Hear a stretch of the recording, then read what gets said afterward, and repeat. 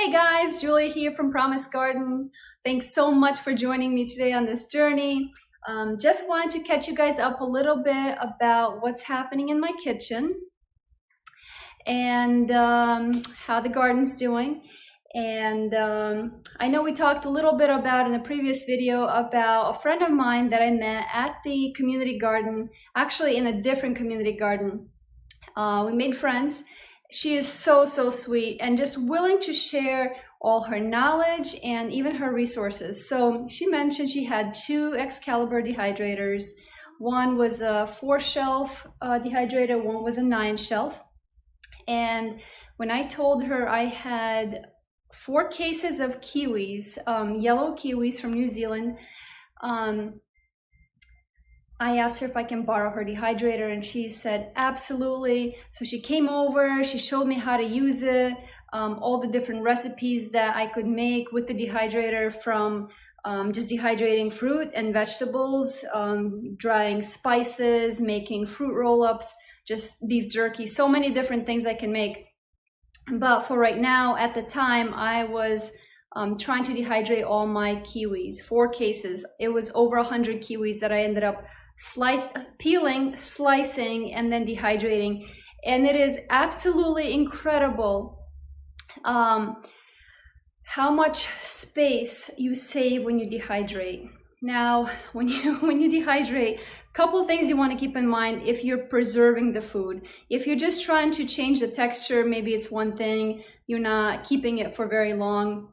But when you're preserving it, you want to make sure that you dehydrate the fruits and vegetables, especially meat, very well, so that they're almost crunchy or crispy. Because any moisture that you leave in the food could become a breeding ground for like foodborne illnesses, botulism and things of that nature.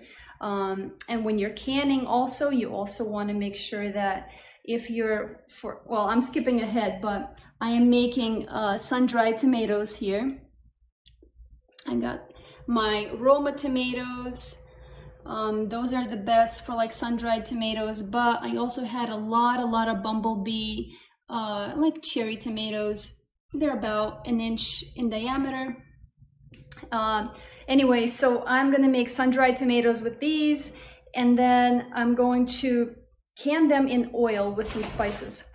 So what I'm gonna do and try to keep in mind is that I have to, when I dehydrate these, I have to make sure that they are fully dehydrated so that nothing breeds, and then I'm gonna put them in oil. So I want to make sure there's no water content, moisture in the food. So yep, so I dehydrated all my kiwis, and they feel like little chips, and it's incredible how much space you get to save when you dehydrate them. So I've also had probably at this point almost 100 tomatoes. If I have about 50 tomato bushes planted, and some of them, I'll show videos later on or pictures, some of them have like 20-30 tomatoes on them. It's incredible, and we've picked so many already. So I have San Marzano, I have Romas, I have Bumblebee, Green Zebra, Carolina Golds, and I got a neighbor from the community plot who gave us a plant start for lion's heart, I believe. He said the tomato itself, or the seeds, came from Italy, and they look like hearts. Actually, they're good size, you know, fistful, really plump, full tomatoes. Have not tried them yet. They're a little on the pinkish side right now. I also have indigo rose, which are so beautiful. They're green on the bottom and dark deep purple on top. So I haven't processed those yet because those are not quite ready for some reason. Maybe I planted them a little later, but they're still very tart and very hard. They're not ready to come off the plants. Anyways, so yep, so we did the 4 cases of kiwis and at least 100 different tomatoes. And I'm gonna show you guys the pesto as well. Give me a moment. Alrighty guys, so I just pulled this out of the freezer.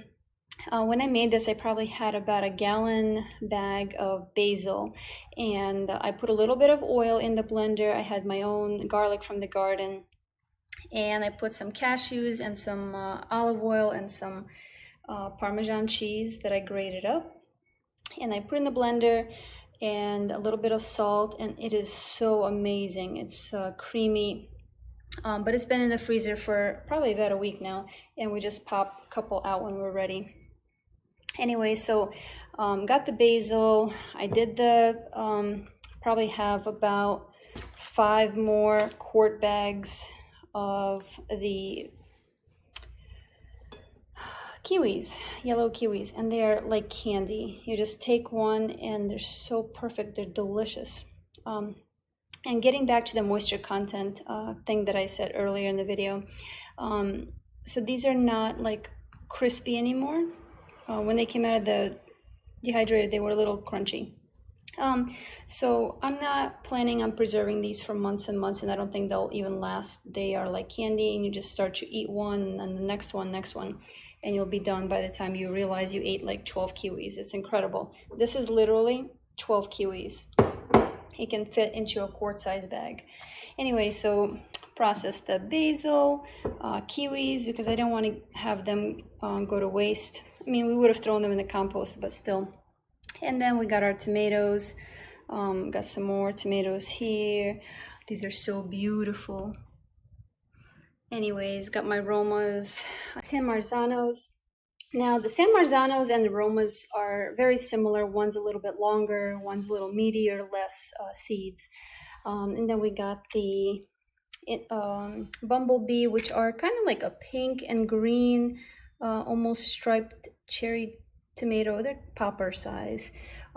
These are the green zebras, and they're just so pretty. There's just so much variety with tomatoes.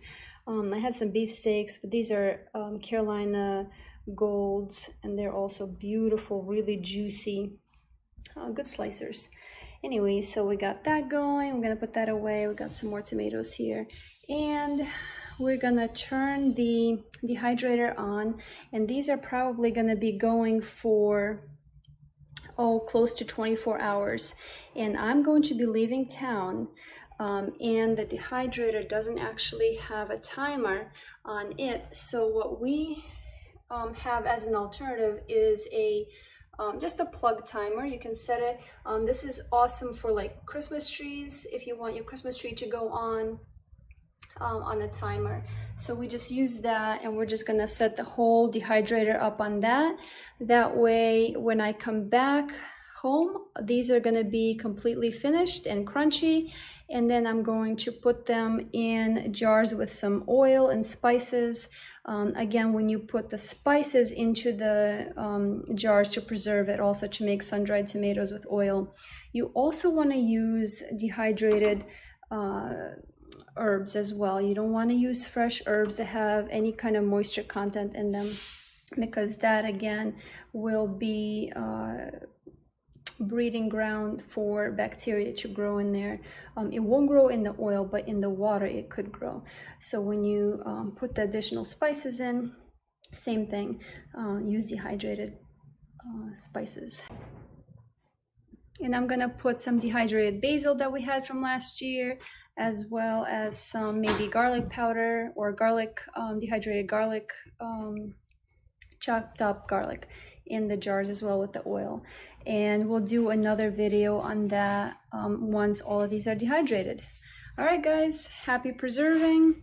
We've got a long way to go and a lot more chopping to do. Till next time, thanks guys.